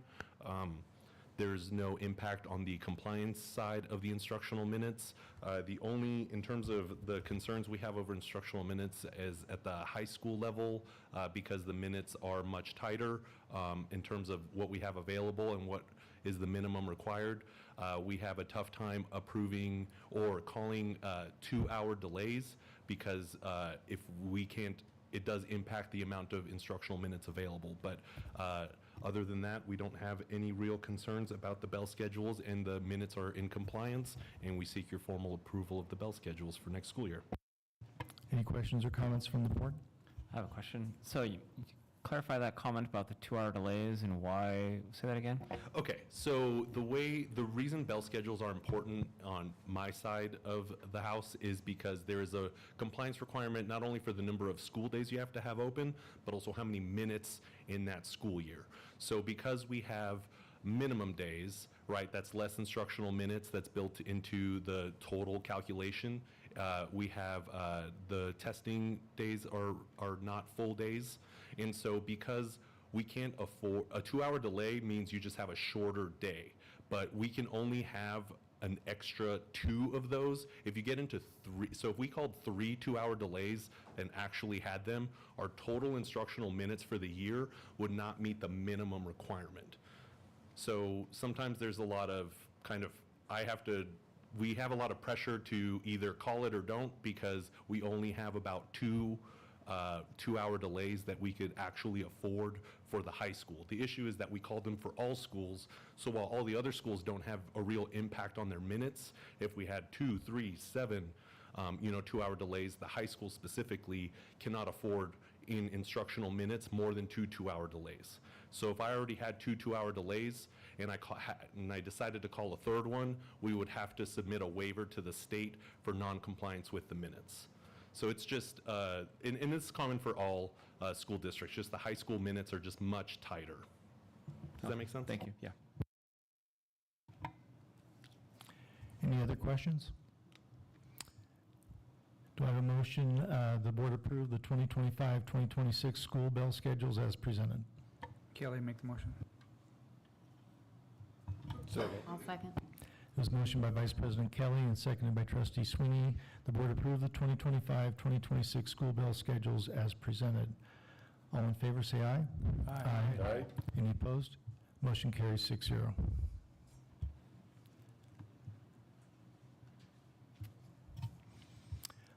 Item 6, approval of membership in the Bear Mountain Youth Sports League 2025-2026. Mr. Intezari. Thank you, President Kaminsky. Jacobson Middle School is seeking membership in the Bear Mountain Youth Sports League for the 25-26 school year. This is an interscholastic athletic league serving 6th through 8th graders. They would be competing against other Bakersfield or Bakersfield surrounding area schools. There's no cost to join the league. It would just provide a more formal interscholastic league for the middle school to participate in. There's no additional costs that are not already incurred and budgeted for travel, coaches, and stuff like that. We seek your approval for membership in the Bear Mountains Youth Sports League. Any questions or comments from the board? I have a question. Are there different schools that will be playing, or same as we always have been? I'm not entirely sure who we currently play. I mean, perhaps. Can I ask a question? I noticed you mentioned Ridgecrest or Cal City. Yes, when I was principal, we played them all the time. The only districts that were listed were essentially in Bakersfield, or I believe Shafter was one of them. But they were all in the Bakersfield surrounding area. I do not recall if Ridgecrest is a member. I can get a complete list. Maybe Ms. Bowman can help. She was athletic director for a little bit, so if she can maybe help clarify that.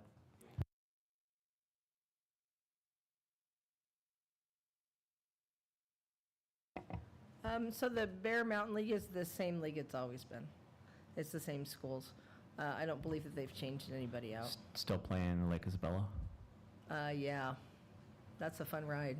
Yeah, I know parents hate dealing with that. Sometimes it doesn't happen at all, depending on fires or snow. Yeah, we've been there when the road got closed, over and over, mudslides, and it's dust storms. Parents just don't go. Like, oftentimes kids just, my kid's just not going to those games. It's so dangerous. I don't know who the AD's going to be, because Colin left, so Right. we'll see what happens. Okay, It's not going to be me. Thank you. I'm just wondering what's going to happen when 58, they start that construction on the truck lane. It's going to be a nightmare. Yeah. That's what it's going to be.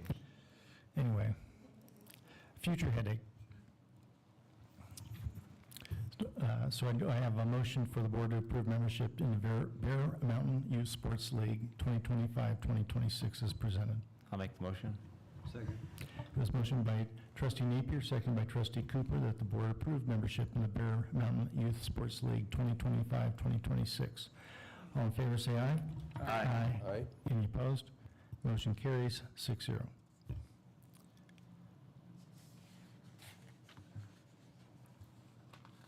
Item 7, approval of easement agreement and irrevocable offer of dedication, IOD, to the city of Tehachapi for street improvements along Denison Road, APN 417-012-35. Mr. Antazari. Thank you, President Kaminsky. This item is being brought forward to formally authorize the execution and recording of the legal dedication documents. So we had a memorandum of understanding that was established at a previous board meeting. So this is the actual legal instrument for the conveyance of the roadway that's being dedicated to the city of Tehachapi. We seek your approval to move forward with the easement agreement with the city of Tehachapi.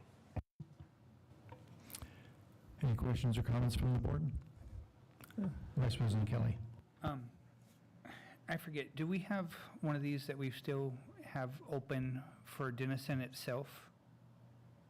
So this is the same one. It's just we approved a memorandum, an MOU, so basically saying we will share in the cost. Right. The city will take the roadway and use the grant, and then we will contribute our $358,112. That was what was estimated about 6 months ago.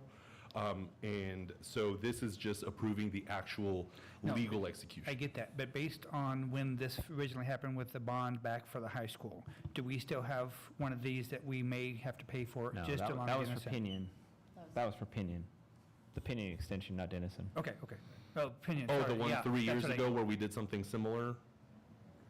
Yeah, so are we good, or do we still owe for, not Denison, sorry, Pinion? Oh, no, Pinion, that's Okay. complete. Okay. We're done. Any other questions or comments? Slightly related, I hope that the public and the high school should, I'm very excited to see the new crosswalk going in by the high school, right across the street there, so big news for the Heritage, not Heritage Oaks, the Orchard Glen neighborhood kids, to have an actual crosswalk there, so very exciting to see some safe, there's been a lot of near misses, and actually it's been accidents there, so yeah, pretty cool. All right, do I have a motion for the board to approve the easement agreement and irrevocable offer of dedication, IOD, to the city of Tehachapi for street improvements along Denison Road, APN 417-012-35? I'll motion. Second. It was motioned by trustee Sweeney, seconded by trustee Napier, that the board approve the easement agreement and irrevocable offer of dedication, IOD, to the city of Tehachapi for street improvements along Denison Road. All in favor, say aye. Aye. Any opposed? Motion carries 6-0.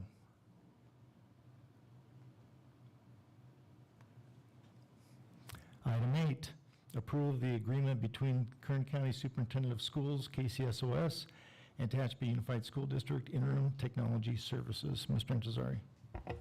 Thank you, President Kaminsky. The district's current IT director position is vacant. Summer is a critical time for a lot of projects, including IT.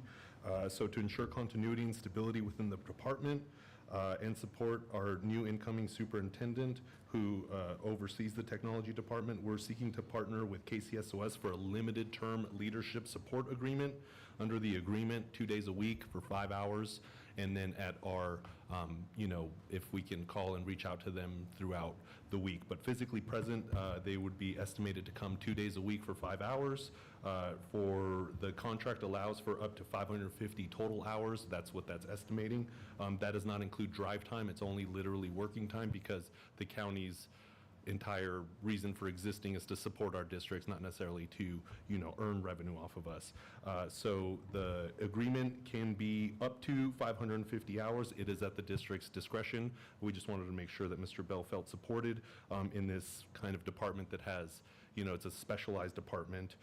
We would be paying for this out of the technology department budget for professional services. Seek your approval to enter into the agreement. Any questions or comments from the board? I have a question. Trustee Napier. Is 2 5-hour days enough? I think that's sufficient? We can see. I mean, this is flexible, but according to the county, they're the ones that came up with that estimate. Currently, I meet with them once a week. This is just the second week of the summer, but they still have a network manager, and they have 6 staff that are available to them. So 2 of the, not including the director, but we have 2 full, like 12-month employees in the IT department, who are the highest levels that they have, and then they're able to use the site staff as they need them, right? So cleaning Chromebooks, repairing Chromebooks, inventorying Chromebooks. So they kind of come and go because they're only contracted for the school year. But based on the information we've provided to the county and my experience so far, I do think that really they need support in terms of the knowledge, not so much the physical presence. Okay. Yeah, I mean, with the offset of the director not being here, right? The cost offset should be negligible, where if they need more hours, I would definitely recommend using it to make sure the staff here feel supported and we don't have anything missing in preparation for school year. Certainly, and this isn't necessarily looking to replace the IT director. No, I get that. Yeah. I'm just saying, let's not short it and go, oh, we can save or something like that. Let's make sure we are ready to go by August 13th. It's like technology's hitting the ground running, because Yes. Unfortunately, it's our new world, so. They've already gotten started. The big CV wiring project, that's already, even though we didn't get the go-ahead for the E-rate just yet, we did push forward just to make sure the project can finish before the end of summer. I'm in constant communication with the network manager, Mr. Mike Grimes, and he's been very much pushing the department forward and getting on their long list of projects. Nice. Thank you. Any other questions or comments? Do I have a motion for the board to approve the agreement between Kern County Superintendent of Schools, KCSOS, and Tehachapi Unified School District Interim Technology Services? So motion. Kelly, a second. This motion by Trustee Cooper, seconded by Vice President Kelly. The board approved the agreement between Kern County Superintendent of Schools and Tehachapi Unified School District Interim Technology Services. All in favor, say aye. Aye. Any opposed? Motion carries 6-0.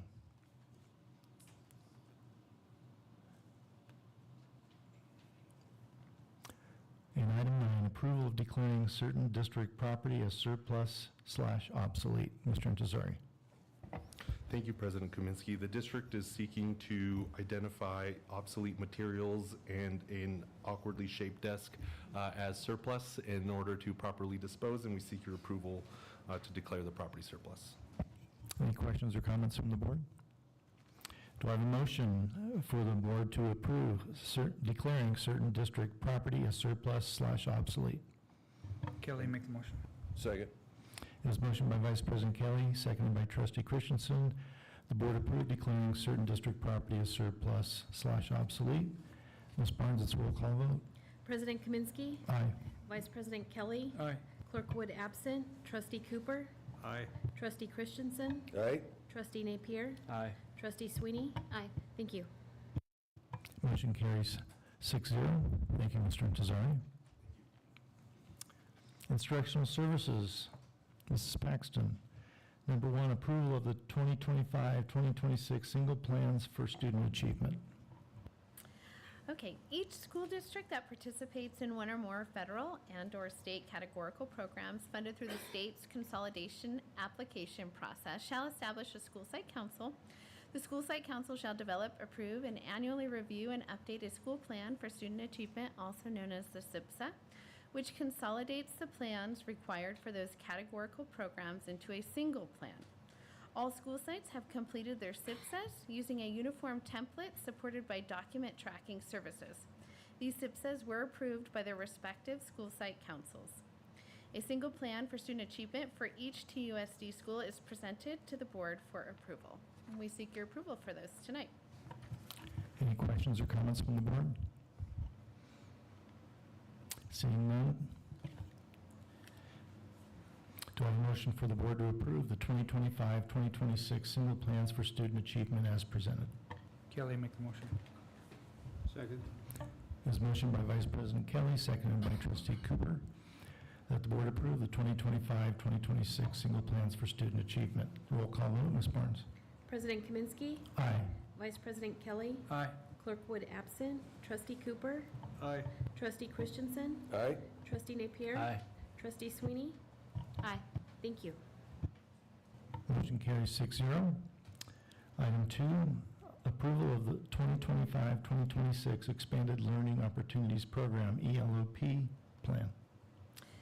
TUSD is responsible for creating, reviewing, and updating the ELOP program plan every 3 years. The TUSD plan includes details related to enrichment schedules for after-school programming, in addition to details about academic support and the inclusion of healthy choices and behaviors. Projected projects that will be funded with ELOP dollars include replacement of bathrooms at the TEC, contracted services for student enrichment, and the expenses related to delivery of the complete summer extended day program. Additionally, the ELOP plan will allocate funding, allowing TUSD to participate in California's attendance recovery plan. We seek the board's approval for this plan. Any questions or comments from the board? Do I have a motion for the board to approve the 2025-2026 Expanded Learning Opportunities Program, ELOP plan as presented? Kelly, make the motion. I'll second. Motion by Vice President Kelly, seconded by Trustee Sweeney. The board approve the 2025-2026 Expanded Learning Opportunities Program plan. All in favor, say aye. Aye. Any opposed? Motion carries 6-0. Thank you, Mrs. Paxton. Thank you. Personnel, Dr. Romero. Good Your evening. first item is approval of variable term waiver for the 2025-2026 school year, speech pathologist Tarowski. Good evening, board members, Vice President Dr. Kelly, President Kaminsky. I do want to bring to the board's attention, these are all under Title V variable term waivers or provisional permits. They all had to be listed separately because they have to be submitted to CTC as separate board agendas. They all basically say the same thing, but with different titles. So I could repeat the same thing, or if you'd like, I could do the quick summary and then just go through each one. So whatever you guys prefer, I'm fine with. The latter, I guess. Okay. So under Title V, the Code of Regulations allows us to submit applications on behalf of variable term waivers and provisional interim permits. This allows candidates that have met subject competency time to finish or work towards their credential. So as you shared, President Kaminsky, the first approval I'm seeking is for variable term waivers for our speech pathologist, Mrs. Tarowski. Any questions or comments from the board?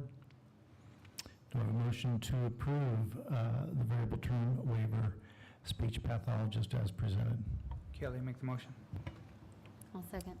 Motion by Vice President Kelly, seconded by Trustee Sweeney. The board approve the variable term waiver, speech pathologist. All in favor, say aye. Aye. Any opposed? Motion carries 6-0. Number 2, approval of variable term waiver for the 2025-2026 school year, school social workers Anderson, Haggerty, and Hucker. So we're seeking the approval of variable term waivers for these 3 social workers under the title of Administrative Service Candidates for Social Worker Service. This is for Anderson, Haggerty, and Wecker. Any questions or comments from the board? Do I have a motion to approve the variable term waiver social workers as presented? Kelly, a second. This motion by Trustee Cooper, seconded by Vice President Kelly. The board approve the variable term waiver social workers. All in favor, say aye. Aye. Any opposed? Motion carries 6-0.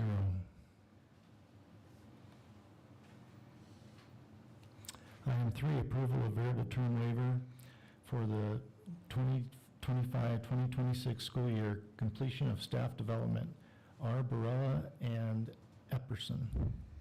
We're seeking approval for a variable term waiver, the completion of staff development, which will allow these CTE teachers to be able to teach to our English language learners, as the CTE credential does not come with the EAL authorization. So for Mr. Arborella and Mr. Epperson. Any questions or comments from the board? Kelly does.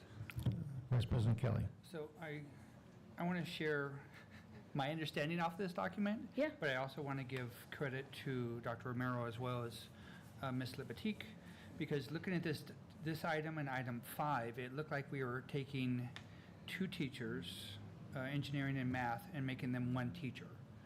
After a few emails, it was my understanding that now it's actually, we've hired a separate math teacher.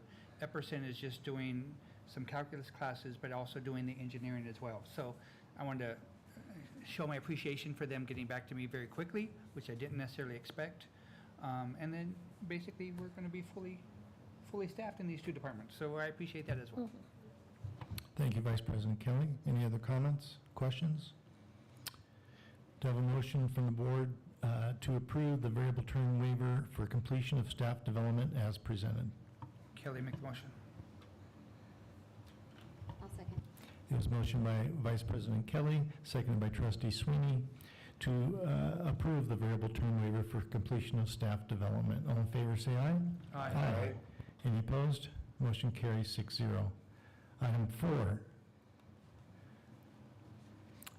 approval of provisional internship permits for the 2025-2026 school year, special education, mild/moderate support needs, Pitchford and Schmidtke, and extensive support needs, Blue Mill. Thank you, President Kaminsky. I seek your approval for provisional internship permits for special education teachers, mild, moderate, Pitchford and Schmidtke, and moderate, severe, Blue Mill. Any questions or comments from the board? Seeing none, It's okay. the board, is there a motion for the board to approve the provisional internship permits, special education, mild/moderate support needs, and extensive support needs as presented? I move. I'll second. This motion by Trustee Christensen, seconded by Trustee Sweeney. The board approve the provisional internship permits, special education, mild/moderate support needs, and extensive support needs. All in favor, say aye. Aye. Any opposed? Motion carries 6-0. Item 5, approval of provisional internship permit, PIP, for the 2025-2026 school year, mathematics, Epperson. As Vice President Dr. Kelly mentioned, it's not a full position, it's just for 1 course, so I just want to make that clear. I seek your approval for a provisional internship permit for math for Epperson. Okay. Do I have a motion for the board to approve the provisional internship permit, PIP, mathematics, as presented? Kelly, make the motion. Second. This motion by Vice President Kelly, seconded by Trustee Cooper. The board approved the provisional internship permit, mathematics. All in favor, say aye. Aye. Motion carries 6-0. Thank you, Dr. Romero. Just a quick update, because I Oh, haven't been go able ahead. to give you an update on hiring. As of yesterday at 8 o'clock, we had 1 open position to fill. As of today at 4 o'clock, I have 4 open positions to fill. But we have interviews scheduled for Wednesday and Thursday, so I anticipate those positions to be filled, and then all school sites will be completely staffed. And where are those openings? 3 multiple subject and 1 special ed for declined offer. Okay. Thank you, Dr. Romero. Mhm. Item 16, future items. I'll start off so I don't forget. As one of the special ed ladies spoke, and I mentioned it to Vice President Kelly and Clerk Wood, that it might be possible, if it's possible, to hold a special meeting regarding these special education situation, comments, in July. Our next regular meeting is August 12th, and that's too late. So if all of us could email Superintendent to be Bell with your availability in July and say the first week of August. It'd be great if we all could be there, but, speaking for myself, no board meetings in July, I'm going on vacation. So that's what's happening, and I'm sure the rest of you are in the same boat. No pun intended, so I'm going on a cruise.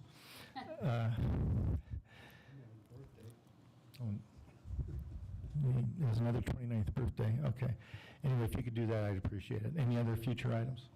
Is Mr. Bell's email active? Yes. Okay.